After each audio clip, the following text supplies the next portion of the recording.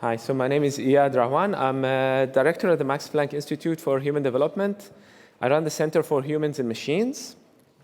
I'm a computer scientist by training, but my team is split into 50% computer scientists and the other 50% behavioral scientists. So the goal is to try and understand human-machine interaction, societal impact of AI, and the challenges that they present to us through a solid behavioral science lens, but also with technical knowledge so we can actually build those experiments.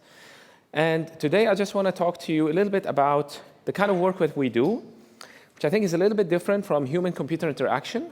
I think to understand, like what I would like to do is kind of introduce a way of thinking about these questions. But to understand it, I think we need to think a little bit about the nature of computer science, okay?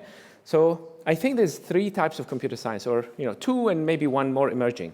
One is computer science as math. So Dijkstra famously never had a computer, and he did computer science with pencil and paper. So for him, computer science was theorem proving. It's a field of mathematics where you study algorithms analytically. And then there's a very different tradition of computer science as engineering. And this tradition is about building things. It doesn't matter if it's elegant. It doesn't matter if you don't really understand how it works, but as long as it does the job. I think there's a third tradition, which is a little bit less, has a less history, but I think it's becoming increasingly important, which is computer science as science. After all, it is in the word. It is in the name. And this goes back all the way to Herbert Simon. So Herbert Simon wrote The Sciences of the Artificial, which is the idea that we need to study those engineering entities that we build as scientists, so as kind of observers of these systems, not as engineers only. So think of the autonomous car. You can build it, but then you can try and characterize its behavior. You can understand whether it drives aggressively or not, whether what kind of norms emerge in the interaction between different drivers or between human and autonomous car drivers, as an example. I prefer to draw the self-driving car this way. I think it makes more sense. And we have been really kind of interested in trying to study or let's say, construct a framework for how can we understand the machine behavior as behavioral scientists. So a few years ago, this is 2019, exactly by coincidence, 50 years after Herb Simon's book was published.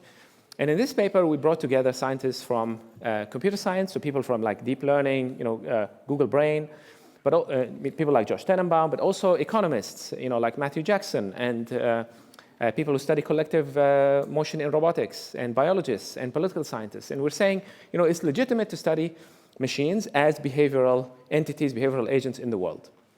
And once you do this, you can then use the framework of behavioral science more broadly to organize the kinds of questions that you ask. So, for example, and these questions come from Nicholas Tinbergen, one of the Nobel Prize winners for the foundation of the field of animal behavior. And here you can start classifying the kinds of questions you ask about whether you're asking about approximate behavior or the ultimate evolutionary cause or evolutionary mechanisms behind the behavior. What sort of selection forces in the world, market forces, social forces shape this behavior? And also you can talk about static or dynamic kind of perspective. So we kind of adapted these Tinbergen 4 questions that are really the foundation of biology and behavioral sciences to the study of machine behavior. And I'm not going to get into the details, but you can read the paper. So just to give you examples, one example is human-machine cooperation. So we've seen things like this earlier. This is Julie Shah, I think, from MIT. And these are machines that are designed to cooperate with people. But I was very interested in what happens when machines don't have to cooperate with us because they belong to other people. What sort of norms emerge? And there's a field, in behavioral economics and biology to study the evolution of cooperation between self-interested agents. And we started doing research adopting these kind of behavioral science methods to try and show that reinforcement learning agents can learn to cooperate in like repeated games, for example. With people, especially if they can communicate in different kinds of games. Now, more recently, obviously, we're doing this kind of work with LLMs as well. And these types of norms that can emerge, cooperative norms that can emerge between humans and machines are being designed, for example, in the case of this work by Daniela Rus from MIT to show that you can design these kind of cooperative norms for autonomous vehicles, right? So this kind of social value orientation, for example, which is a concept from economics, that in order to enable better coordination and, for example, in lane keeping and things like that in autonomous cars.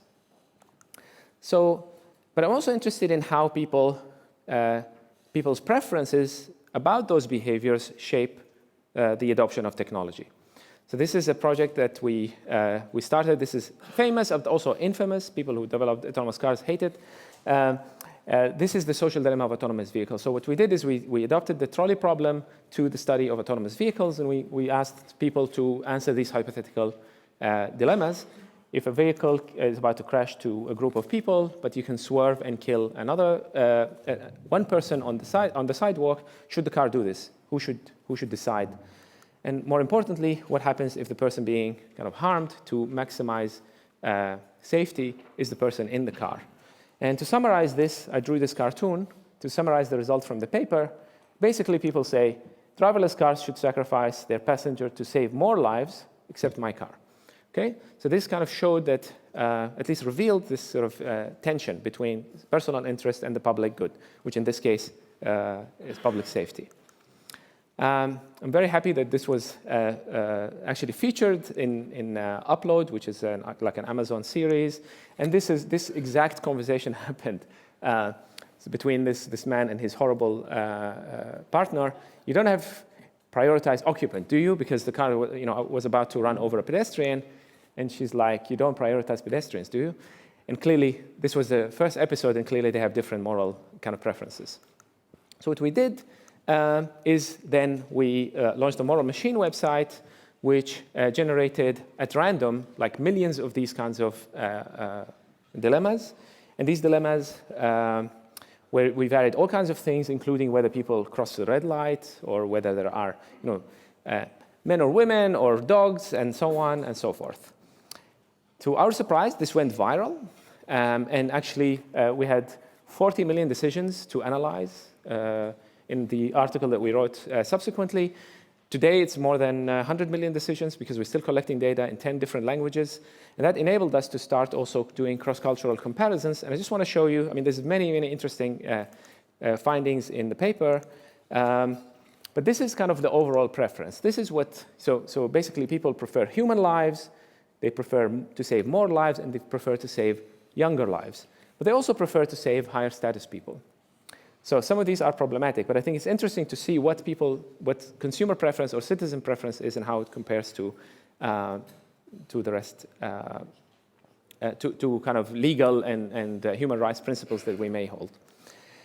And just to show you kind of like cross-cultural differences, this is Spain, okay? So this is Spain and how it compares to the global average. So you can see that Spanish people care, like they're more likely to save children than the global average.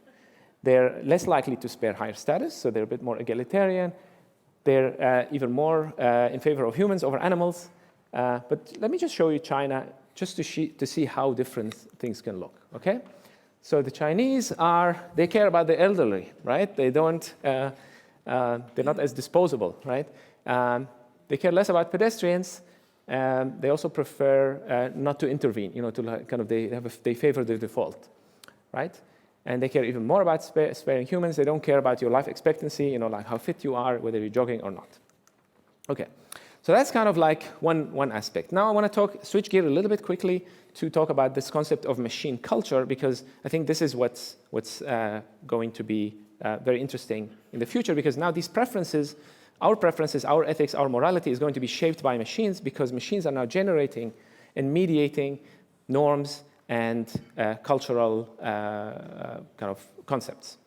So we wrote this paper trying to bridge the field of cultural evolution and AI, and which really kind of looks at the variation, transmission, selection, these Darwinian processes and how they take place over human culture. If you're interested in this topic, I think it's a fascinating field of study. I would recommend these books. But machines are now shaping variation, transmission, and selection. They're now allowing us to discover new combinations. So this is not machine-introduced novelty. They're using reinforcement learning to discover new ways, new strategies. For example, the move 37 in AlphaGo, that was completely alien to human Go play. And recent work by Tom Griffiths has showed that human Go play has actually become more novel and more adaptive, so stronger moves because now we're learning from the machines, okay?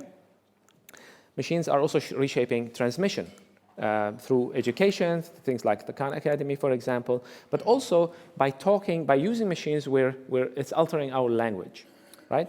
So, for example, this was a tweet from some time ago showing that the word delve, which ChatGPT uses a lot more, like very frequently, it just has a massive increase when you look at scientific abstracts. Clearly people are copy-pasting those things into their abstract papers, so they're asking ChatGPT to write their abstract or refine their abstract. The question that we asked is ChatGPT also changing how we speak with our own voice? Okay, so we're not copy-pasting. And there's kind of anecdotal evidence of this, and I just want to show you this video montage.